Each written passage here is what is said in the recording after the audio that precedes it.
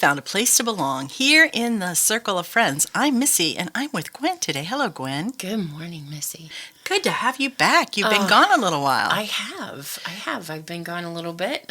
Needed to be home with kiddos, helping with school. So. Yeah. The world kind of turned itself on its head, and we found ourselves in places we never imagined. Isn't that correct? I actually got the experience to be a stay-at-home mom and homeschool my kids, and I never thought I would get that. Yeah. So it was it's been a fun season. Different. Yeah, different season. So, yeah. And fun because it's something you never thought you'd be able to do. So True. That is awesome. Very true. And challenging at the same time. Both can be true, right? Exactly. It can be good and hard at the same time. Sometimes we think it's one or the other. Life is good and there's no difficulties. That's not realistic. True. That is not realistic for any of us. And as we face those difficult times, to find the good or the gratitude, to be grateful for the things that we can see the Lord has blessed us with, and He has blessed us tremendously, so much so that I would say, I'll just make this challenge. I challenge you, listeners, if you've never done this, get a little notebook or a pad and start writing down the things that you are grateful for. Yes. And things that you maybe simply never think to, say thank you, Lord, for. I'm about to have hand surgery, and my hands, I can't grip like I used to. Well, suddenly I'm thinking a whole lot more about hands. I don't know that I've ever said, Lord, thank you for my hands before. But suddenly I am now. You know what I'm saying? Absolutely. So when we recognize those things, absolutely, we need to write it down, mark it down as a remembrance, as a thank you, as a gift of gratitude to the Lord for what He's given us. So what are some of the things that you've learned through this season being home with your kids? Oh, goodness. This has been a season of just, I think, just learning to let go and not worry about it. I was in the middle of changing kind of career tracks and just could not find a job.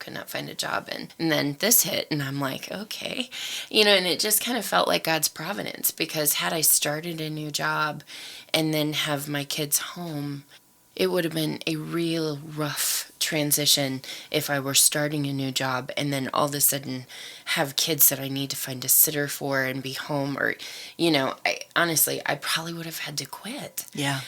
Because to find a full-time sitter who could have handled school. Exactly. Or we'd have been doing school in the evenings and Saturdays, and our life would have been awful. Yeah. Because there was a lot required with school. We Yeah. worked at it 6 to 8 hours a day. I was going to say that the challenges of schooling aren't even like with regular homeschool. You sort of pick your curriculum and you figure out what you want to do and you pace it out through the year.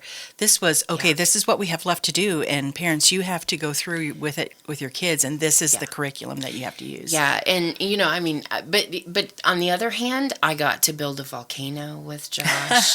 I got to do recycling projects. I got to do art projects. We got to do music projects, and and that kind of stuff. I can't trade that experience. Yeah. It was so priceless and so much fun. Well, and that's the kind of thing that I was talking about earlier, when you recognize that maybe this is a challenge of whatever kind in your life, but in the midst of the challenge, to find those things that you can say, this is wonderful and I'm so thankful for it, and thank you, Lord, for giving me the opportunity.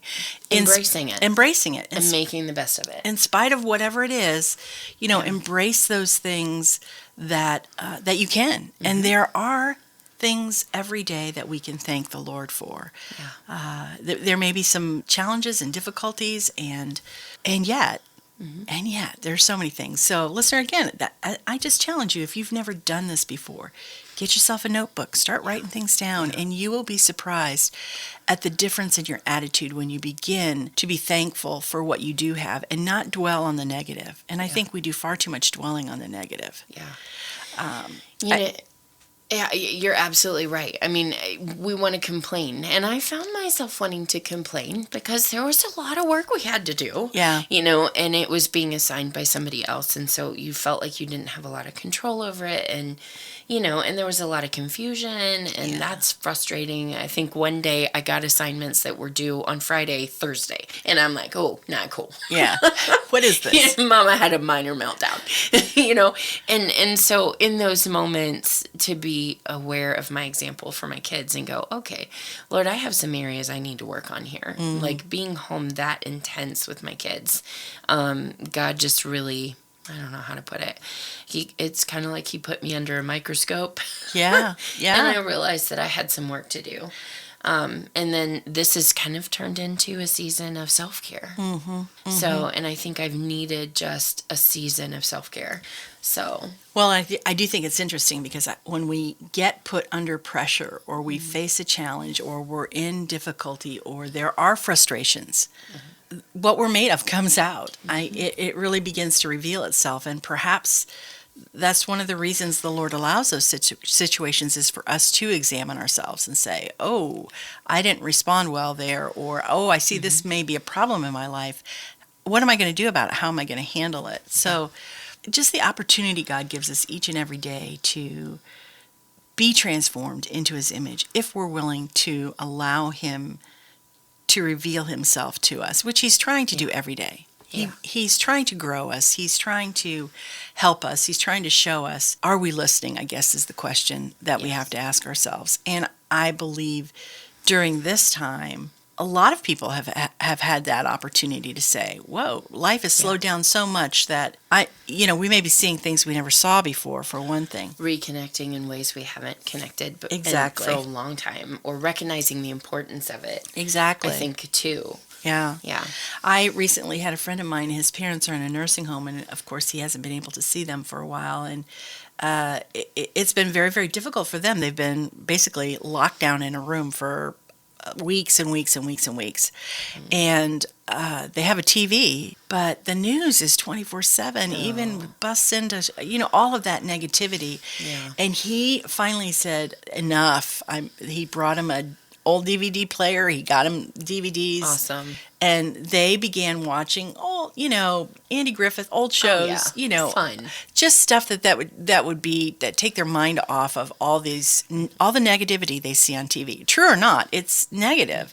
And if that's all you watch, that's the only viewpoint you have. True. So, and he said within a day he could tell the difference in his mom's voice, how much difference that made for her. So, listener, if you're the kind of person that loves to watch TV, great, but make sure you're balancing it with, stories of hope and things that are true. What God has given you in these moments, in these difficult moments, what can you be thankful for?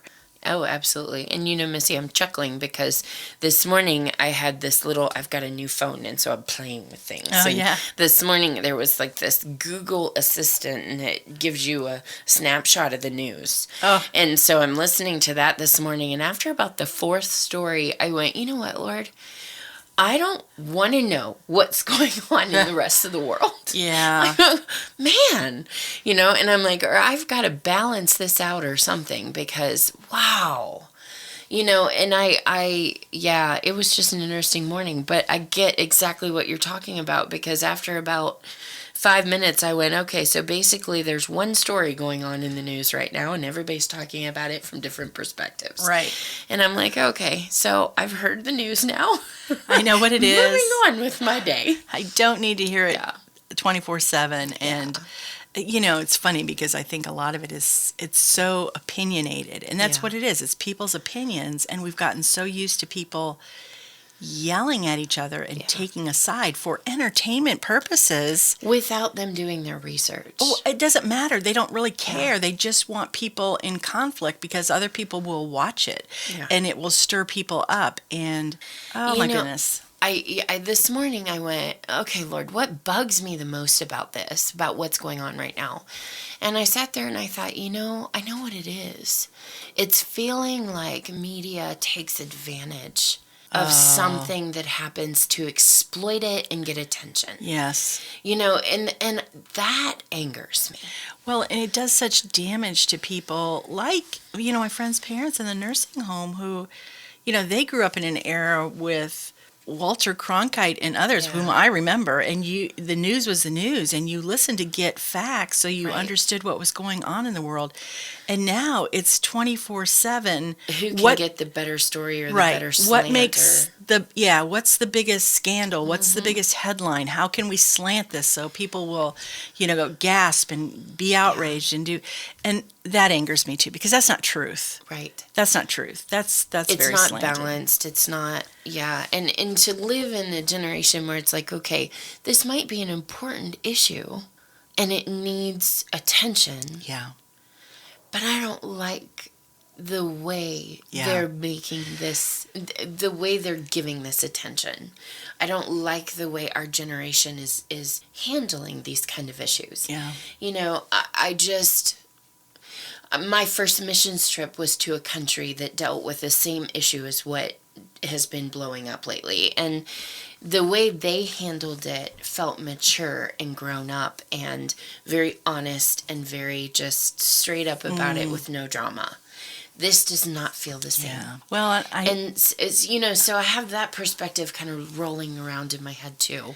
As I've thought about some of these things, the thing that has come back to me is that, once again, this self-reflectiveness, the looking inward, because I am responsible for what I do, what I say, how I respond, and where I'm placed in the world. God's put me here for a purpose. So what am I doing about that? And how am I doing, rather than this outward, looking at others and getting angry about what they're saying, what they're doing, or blaming someone else, or any of those things, if we would just stop and pause for a moment and look at our own selves. And Gwen, I want to take us to Psalm 9, because I think not only is it important to look at ourselves and how we're looking at things, but I think it's very, very important to get our perspective and our view and our, set our eyes back on God himself. Yes. And David wrote this psalm, and it says, "I will praise you, O Lord, with my whole heart.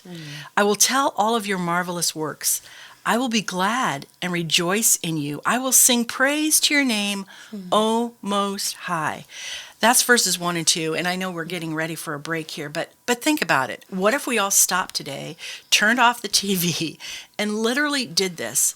Praise God with our whole heart. Remind ourselves of all the marvelous things that he's done for us, and to rejoice and to sing and to praise God for who he is. To remind ourselves that he is in control, even in a world that seemed to us has gone mad. And Missy, when we come back, I want to read 7 through 10. Awesome. Well, we are going to be back in just a few moments. Thanks for joining us here in the Circle of Friends. Village Gift Barn in Berlin, Ohio carries one-of-a-kind finds, just as unique as you. Our elegant shop has everything you need to dress up your home and your wardrobe.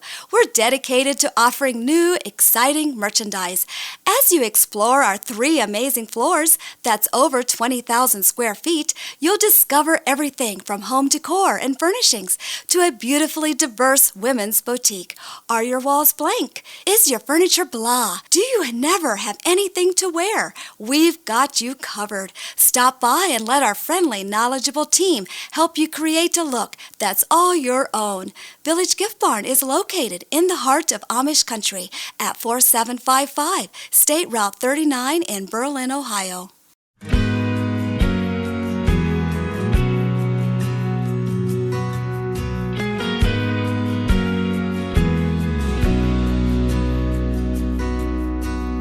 Are you thirsty? Are you searching? Are you longing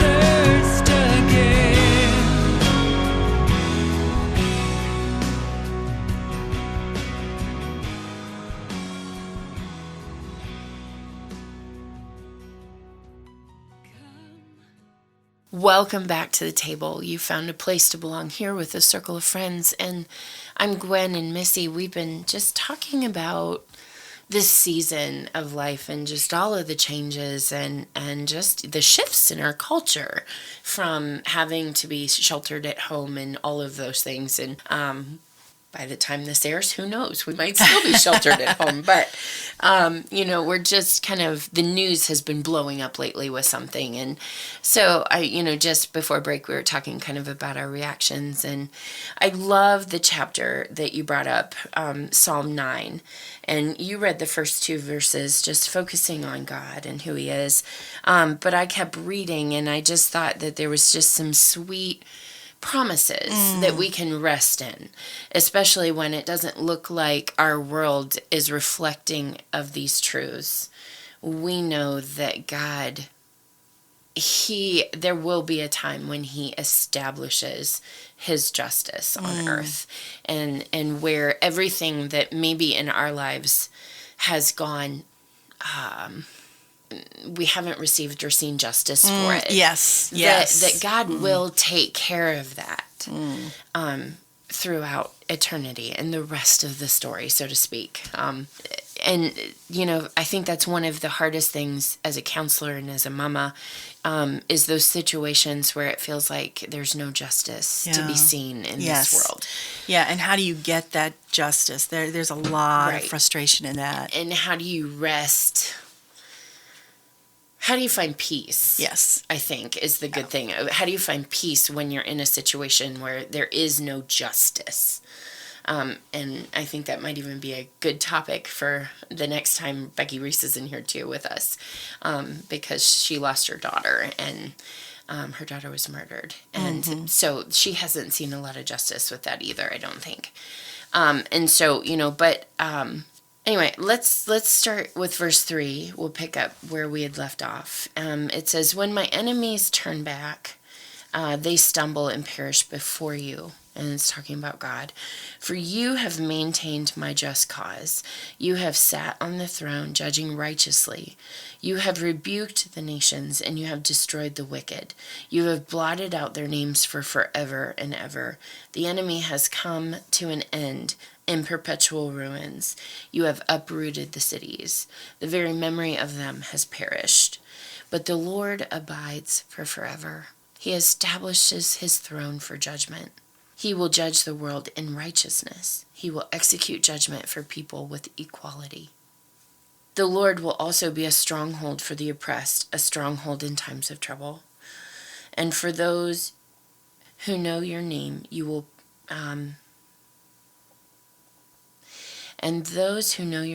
put their trust in you.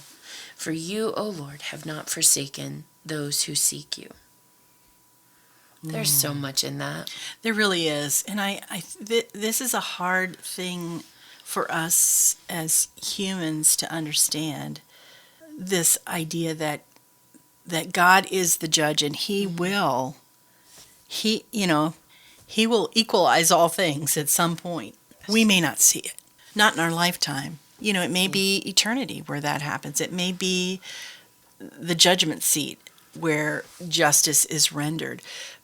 But the understanding that we do the best we can here on earth, but no matter how good a quote-unquote justice system we have, or even our own ideas of justice, say, I want to take revenge and I'm going to get you back and do this, that's not even... That's not our job. It's not our job, but it's also not enough, even if we could do that. Do you know what I'm saying? Absolutely true. True justice, God will bring, and it will happen. And we may or may not see it in this lifetime, but to rest in who he is as the righteous judge, that's where we have to land for ourselves. And we can't do that for others, but we can make sure that that's where we're at. Do you know what I mean? Yes. Like the things in your life that have not been... dealt with or had adequate consequences. Exactly, where you're seeing, well, that person's getting away with that, or they did this, and those things that you see that feel wrong and unjust to you, to hand those over to the Lord and rest in the fact that he is going to take care of that. Yeah. That's what this is talking about. Absolutely. To recognize God as the judge. Yeah, and walking people through trauma, a lot of times there is a lot of justice issues. Because, let's face it, abusers get away with a lot. Yes. And so that's a very heavy theme. And, I will never forget the day when I just felt like God said, but I could give all the consequences now. But if you let me have the justice, they get punished for eternity. And like all of a sudden I went, oh, Yeah. And just realizing that when God handles justice, he'll handle it. And he takes certain things very seriously. Well, and I've often had the thought, as I've dealt with issues in my own life, where it's like, there's no consequence for that. What's the, what? Yeah, absolutely. I've often thought, you know what? I would rather be the victim than the offender, because I know the offender, whatever that offender is, whatever he's done, he or she, when they stand before God, that is going to be an awful moment. Awful. Especially if they don't recognize this side of eternity, what they've done. Yes, absolutely. And I've watched people who have done things and recognized what they've done and some of the consequences of it. And I've seen the heartbreak that brings. Yeah. And that in itself is a judgment. When you are truly broken for what you've done, when you realize what you've done. Oh, absolutely. And the truth is, as believers, Gwen, we all have to come back to this issue. We are all offenders. Yeah. We all Very deserve true. hell. Every single true. one of us. None of us is without sin. And we might judge our own sin wrongly, but we might say, well, I never did that, whatever that is. I never murdered anybody. I never, whatever. But Jesus himself pointed out, if you have hate in your heart, that's the same thing as murder. Absolutely. So sin is sin is sin.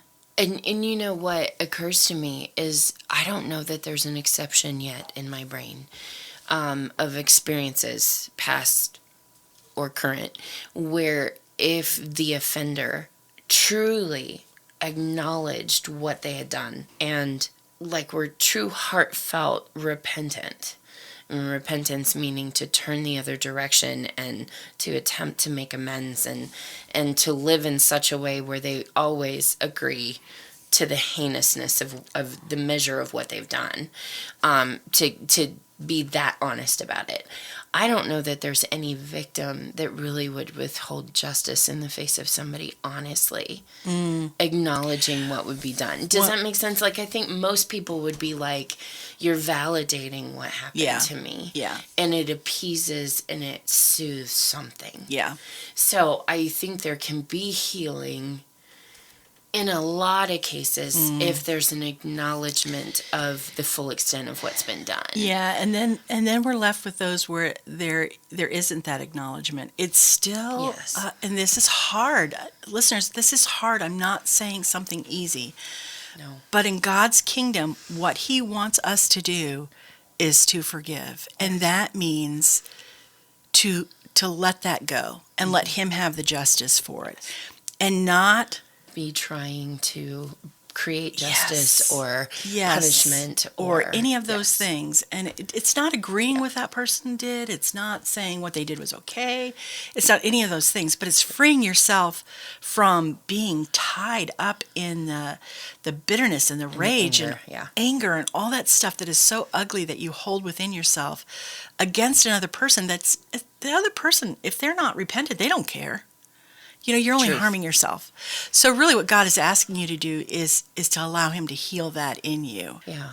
And it's an ongoing process. and I'm not Missy, making light of it. It can be a hard but beautiful process if you walk that through with God and if you're willing to sit in the pain with him. Mm-hmm. And this might be a hard concept for some people who are listening to go, what? Because we tend to run from pain. We tend to see it as a bad thing. And unfortunately, what that does is it just kind of boxes it up. And at some point, the odds are that pain will come spewing to the surface. No matter how big of a box you put it in, that box will break down and it won't be able to hold the pain. Because pain, when it gets moldy, as I like to say, turns into bitterness, and bitterness decays anything you try to bury it in. And so it will destroy if you try to bury that pain. Wow. And so, like, I tell people, look, it's not the easiest way through this, but it is definitely the best way through this, is to open it and sit in the pain and let Jesus join you in it.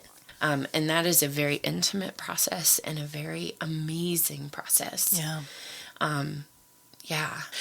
I've used this illustration so many times on air, but whenever I think about embracing pain, I grew up in the Great Lakes, and the wind is, I mean, and especially with a great nor'easter, I can remember I was home, quote unquote, sick one day from school. Not really sick, but you know how you are as a teenager. And the wind was really strong that day, and I went out on the point where we lived, right on the bay. The wind, literally, if you could lean into it at a 45 degree, it holds you up. But the minute you turn your back, it slams you to the ground. And pain is like that. Yeah. You have to get into the intimacy of it, really, truly, and embrace it in the sense of recognizing that it's there, sitting in it with the Lord, as you said, and letting Him comfort you and hold you up in it.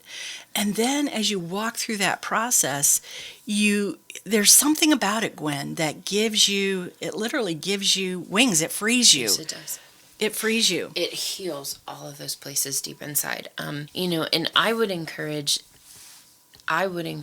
people to, whether you've got the big pool of pain, because you're avoiding it. Yeah. And you know that you're going to the lengths you're going to avoid it. And usually the more painful it is, the more lengths you're going to avoid it. But if you got it. I mean, it hits you between the eyes, because there will be at some point or another a point where it just erupts in your soul. And so if you've got something to be dealt with. And if you do, my encouragement would be find a good Christian counselor who actually feels the intimacy of Christ, who has experienced walking through their own pain and experienced Jesus joining them in it and healing. Look for somebody like that. Somebody who's done some of their deep work, and you can tell they will be something I call soul quiet. Soul, S-O-U-L. So in other words, when you're around them, they just feel like they have just exhaled and like they've been with Jesus, and you can just feel it. And so you find yourself just wanting to sit with them because you feel peaceful. And so that's one of the biggest things you will experience with a counselor who's actually done their work. And so my encouragement is to look for somebody like that. Not all counselors are the same. We have a good heart to help people, and we try to do our work. But my encouragement is find your best fit with a counselor, and shop around if you need to. We all know that we're not going to be the best fit for everybody. So, in any case, my encouragement is if you're in the middle of pain, try not to push it away. Try to find a safe place to sit with it. Find people that can talk that language, and who understand this concept. Because when Jesus walks into that pain with you, He truly will set you free in a way that is beyond description. You've found a place to belong here in the Circle of Friends. This program was brought to you through the generous support of donors and listeners like you. To contact Circle of Friends Ministries, you can write to P.O. Box 345, Berlin, Ohio, 44610, or find us on Facebook at circleoffriends.fm. Program archives can be found at thelight959.com.